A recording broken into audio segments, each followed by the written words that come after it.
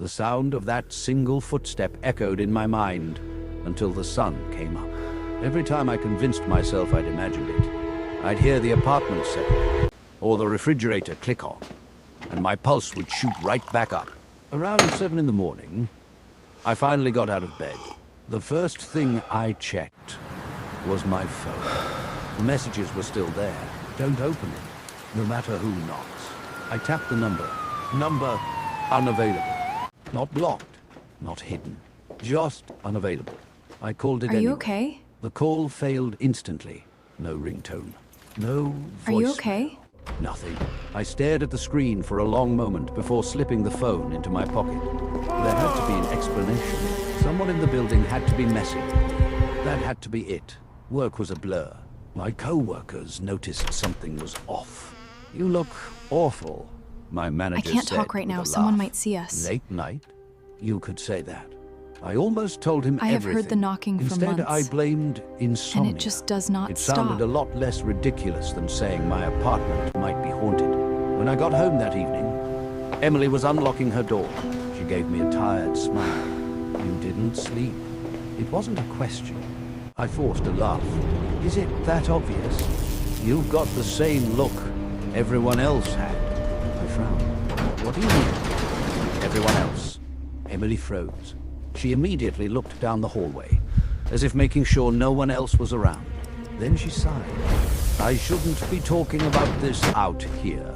She unlocked her apartment. If you're willing to hear something that sounds completely insane, come in. Her apartment was almost identical to mine. Same layout, same furniture placement. The only difference was that every window had heavy blackout curtains. Not a single sliver of sunlight entered the room. She noticed me looking. I sleep during the day sometimes. It sounded rehearsed, like she'd said it 100 times before. She handed me a cup of coffee. You've heard the knocking. I nearly dropped the mug.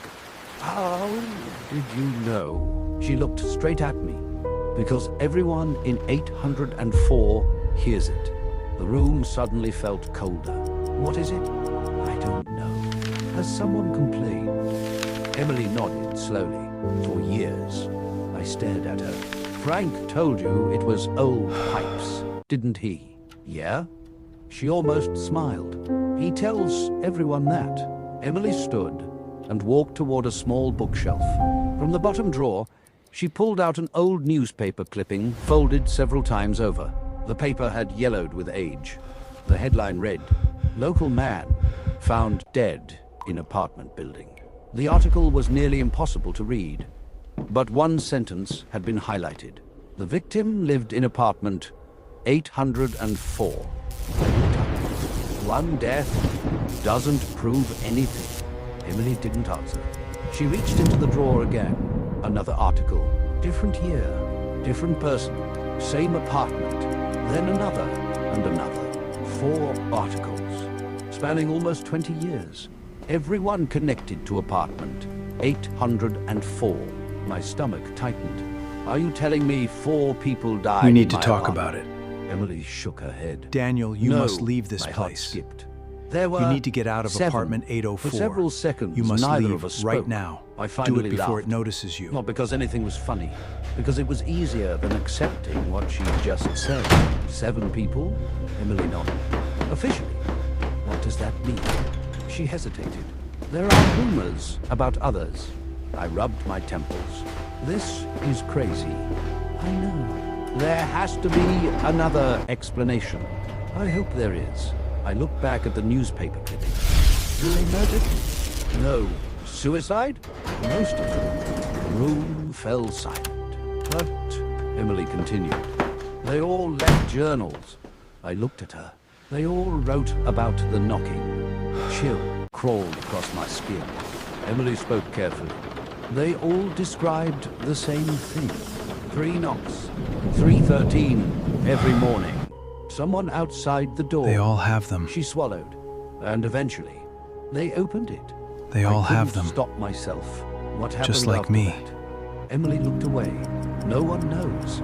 I left her apartment just before 10. As I reached my own door, she called out softly, "Daniel, I turned around.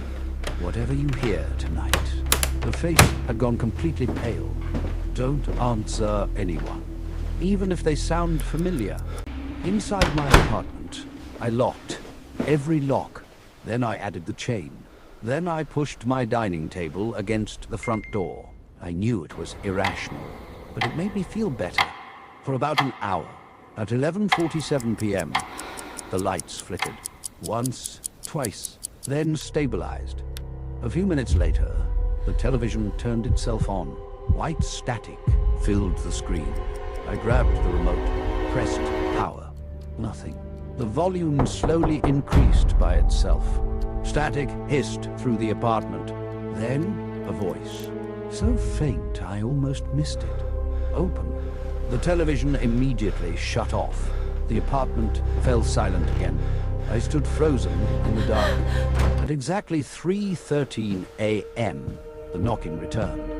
Knock. A pause. Knock. A longer pause. Knock. Then someone spoke, very quietly. Daniel. Every muscle in my body locked. It was my mother's voice. My mother had been dead for 6 years. Danny. Her voice cracked exactly the way I remembered. I just want to see you. Tears filled my eyes before I Daniel. even realized it. Logic disappeared. Grief took over. For one impossible moment, I wanted to believe. Another knock. Danny, please. I've missed you. My hand slowly reached toward the chain lock. Then, my phone vibrated violently in my pocket. Another message from the unknown number. That is not your mother. The knocking stopped. The apartment became completely silent. For nearly a minute, nothing happened. Then, from the far end of the hallway, leading to the bedroom, came the unmistakable sound of someone taking a slow, deliberate breath. Not outside the apartment, inside it. Daniel turned toward the dark hallway. His flashlight trembled in his hand. At the end of the corridor, just beyond the reach of the light, a tall silhouette stood perfectly still, watching him. End of part 2. This leaves the story at a strong Is anyone midpoint. there? In part 3, Daniel will discover the hidden history to of leave. apartment I can't. 804, confront the impossible figure inside the apartment, and uncover why the entity wants its victims to open the door. The tension will escalate toward the story's climactic final act.